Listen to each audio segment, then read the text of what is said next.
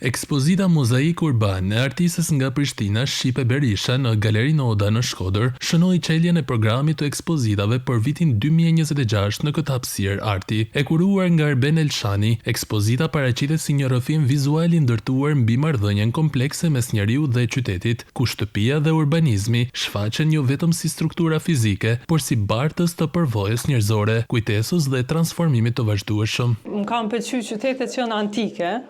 Më kanë pëlqyer shtëpia që kanë kolorit, edhe kam dashur me prezantu në këtë mënyrën time që unë e kam pa pak a shumë me synin tim, të më pëlqejnë ngjyrat. Për që ato edhe kam dashur me përdor, nuk kam dashur me qit ashtu në një qytet zbehta së diçka, kam dashur pak me jep kolor.